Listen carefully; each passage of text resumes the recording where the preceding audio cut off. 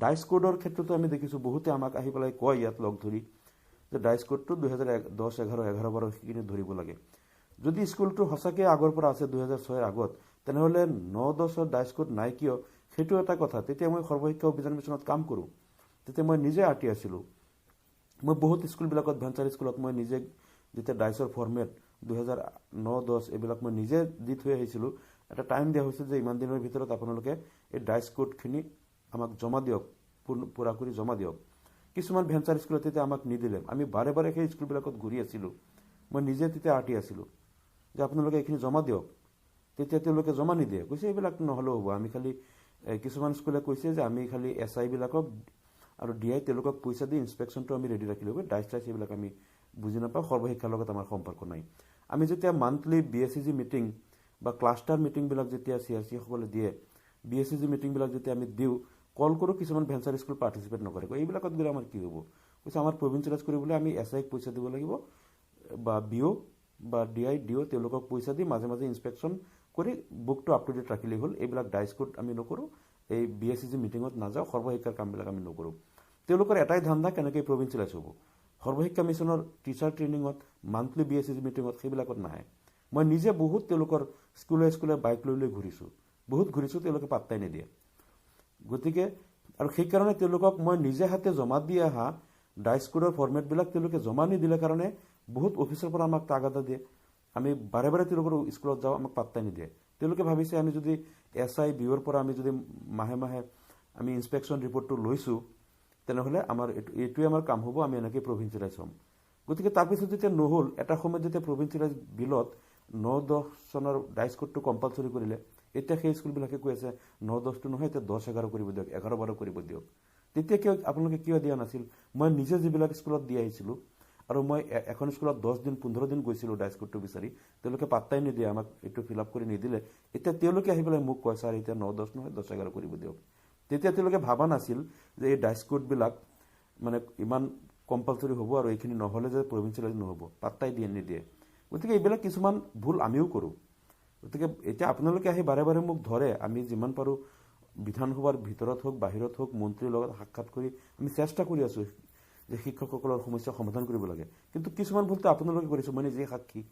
নিজে মই সেই ডাইচ কোডবিলাক এইবিলাকৰ কাৰণে কিমান স্কুলৰ যিটো এনৰলমেণ্ট ডাটাবিলাক, আকৌ যিবিলাক এক্সামৰ ৰিজাল্ট শ্বীটবিলাক সৰ্বশিক্ষা মিছনে যিখিনি কৰিব দিছিল, বহুত স্কুলে আমাক কোঅপাৰেট কৰা নাছিলে। আৰু এতিয়া তেওঁলোকক সেইবিলাকতে ধৰা হৈছে যে যদি চব আপ টু ডেট আছে স্ক্ৰুটিনি কৰোঁতে, তেনেহ'লে তেওঁলোকৰ সেই সৰ্বশিক্ষা মিছনত তেওঁলোকৰ সেই ডাটাবিলাক কিয় নাই, তেওঁলোকৰ ৰিজাল্টৰ কথাবিলাক কিয় নাই, ডাইচ কোড কিয় নাই।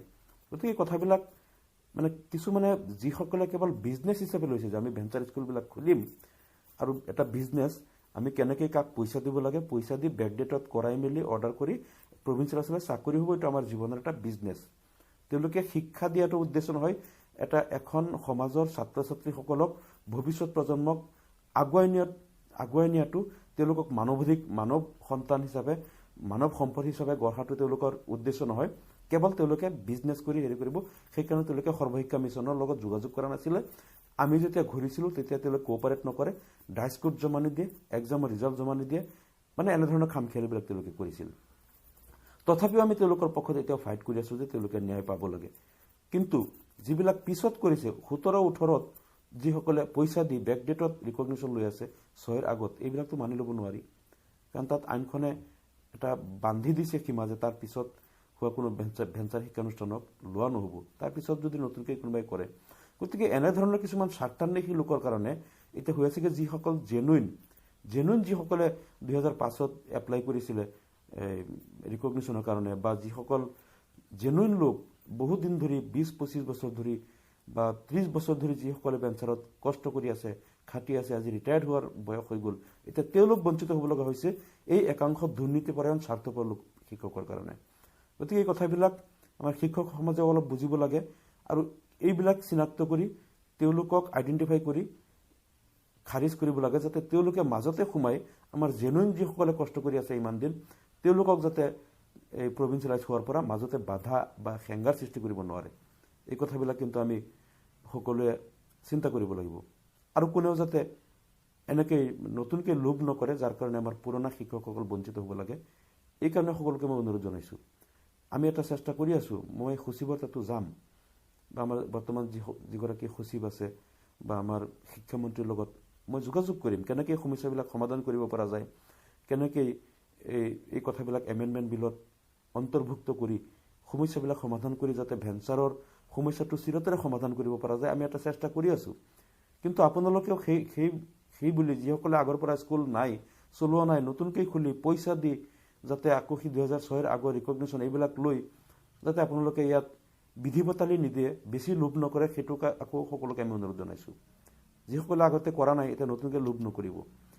ইয়াত কেইবাগৰাকী আপোনালোকে লিখি আছে যে আৰবী হিন্দী পোষ্টৰ কথাটো, সেইটো মই ইতিমধ্যে কৈছোঁ আৰু আমি লাগি আছোঁ যে এমেণ্ডমেণ্ট বিলত যাতে 5 আৰু 6 এনেকৈ শিক্ষক পেটাৰ্ণটো এম ই স্কুলৰ কাৰণে আহে, হাইস্কুলৰ ছেকশ্যনেল টিচাৰবিলাক যাতে অন্তৰ্ভুক্ত হয় আৰু যিবিলাক ক্ৰাইটেৰিয়া বেছি ইম্পৰ্টেণ্ট সেইবিলাক যাতে তাত অন্তৰ্ভুক্ত হয়, আমি সেইটো কাৰণে লাগি আছোঁ।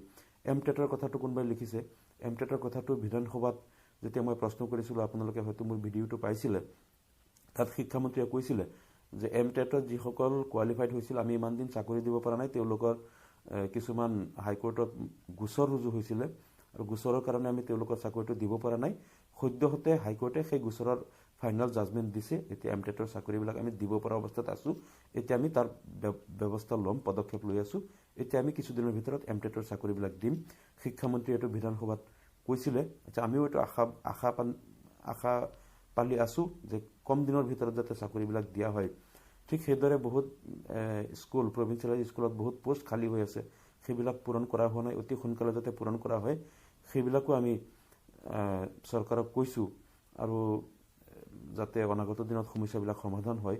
কিন্তু আপোনালোকক মই আজি এটা কথা ক'বলৈ মই লাইভত আহিলোঁ, সেই কথাটো হ'ল যে সমস্যা সমাধান কৰাৰ কাৰণে আমি চেষ্টা কৰি আছোঁ। আমি বিভিন্ন অফিচত বা মন্ত্ৰীৰ লগত বা সচিবৰ লগত বিভিন্ন আমি যোগাযোগ কৰি আছোঁ যাতে এমেণ্ডমেণ্ট বিলটো তেনেকৈ আহে। কিন্তু সেই চান্স লৈ যাতে নতুনকৈ কিছুমানে পাবত গজা আকৌ শিক্ষানুষ্ঠান গঢ়ি মানে শিক্ষা বিষয়া